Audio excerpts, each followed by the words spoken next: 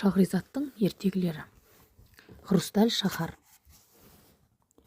Оңтүстікке қарай бет алған Жақып аз жүрді ме, көп жүрді ме,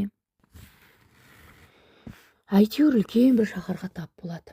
Шаһардың шеткі жағындағы бір кішірек үйдің есігін қағып еді. Іштен: бұл кім, не істеп жүрген, түнделетіп, патшамыздың адамдарды естісе басымызды алады ғой, одан да аманыңызда кеткеніңіз дұрыс болар деген әлсіз дауыс естіді.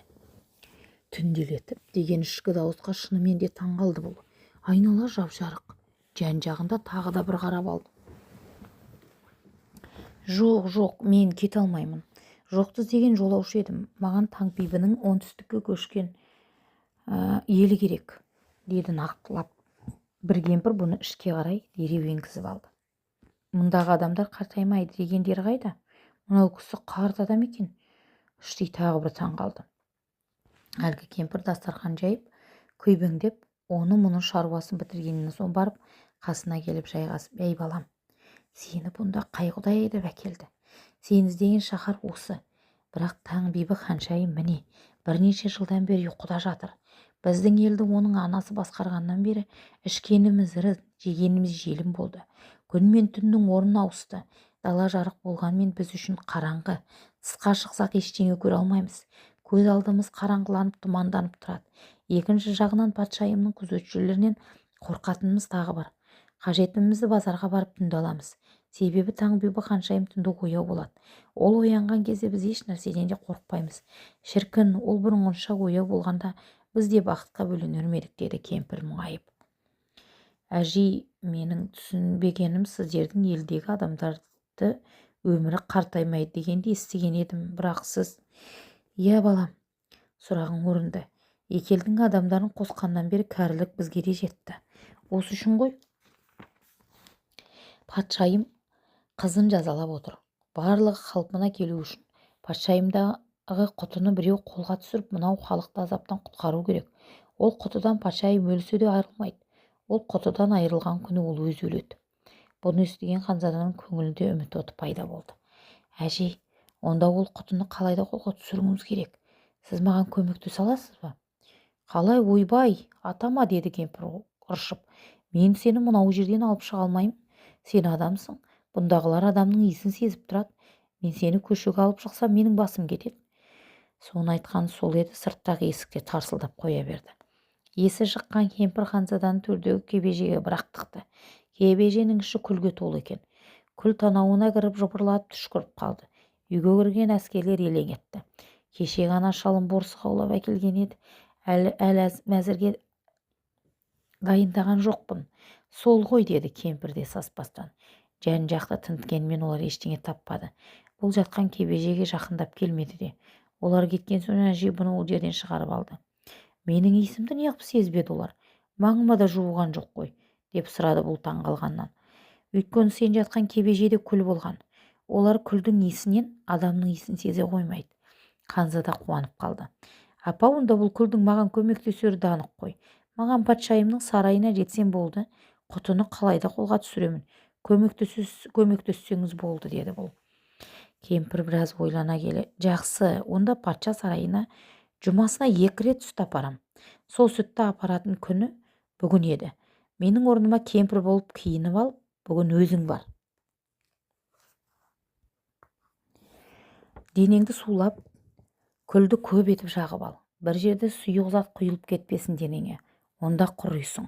Мақұл, деп кемпірдің айтқанына іштей келіскен Жақып кешке таман есекті арбаға жегіп алып, сүт толы құмырамен сарай жаққа қарай тартып отырады. Бұл кезде Расул көнеңкейіп жолға шығады. Келе жатады. Астындағы аты болдырып, өзі де жолдың соққанынан әбден шаршадым-ау дегенде бір жерге тоқтап демалып алуды ұйғарады. Атын ер-тұрманнан ажыратып жайылымға босатады. Өзі енді ғана бір теректің түбіне жайғасайын деп жатқанда көз ұшынан қарайып көрініп тұрған салма құдық байқайды. Әуелден әбден қарны ашып, одан қалса шөлдеп келе жатқан бұған мынау көрініс үміт отын жылт еткізді. Көп ойланбай жатып-ақ сол құдыққа қарай тұра жүгіреді. Екі өкпесін қолына алып жетіп келсе, құдықтың басында бір мыстан кемпір отырғанын көреді. Расул: жешей, амансыз ба? Шаршап шалдығып келе жатқан жайым бар еді. Әбден шөлдедім. Маған су беріңізші, дейді жалынып. Жоқ, ешкімге де су беретін жайым жоқ, дейді кемпір қырсығып. Ойбай апа, Құдайдың қара суын аяғаныңыз не? Ішем де кетемін ғой. Ей балам, бері қарашы.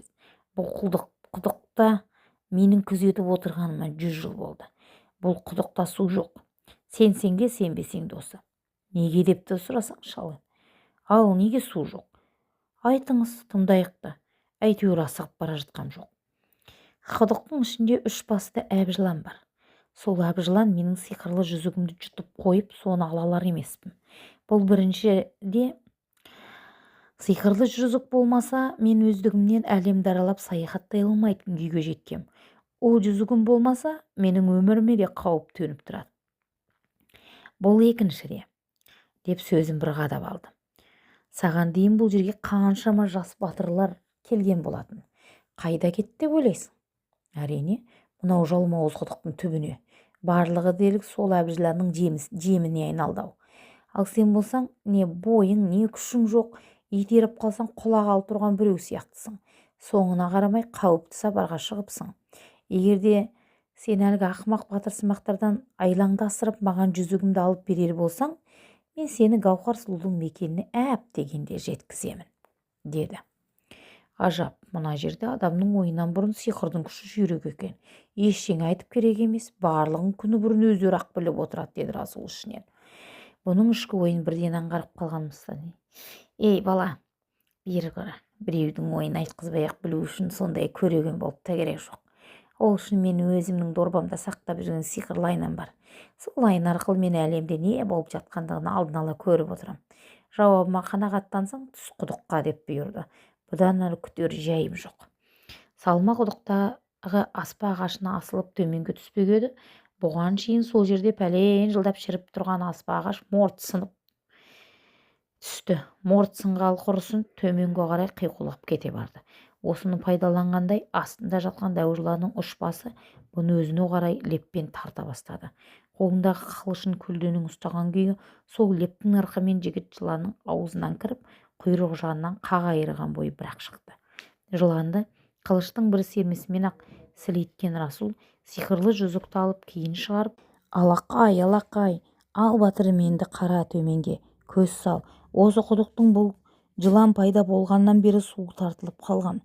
Енді суы қайта пайда болды. Көрдің бе? Деді Мыстан, бұған ризашылығын жасыра алмай.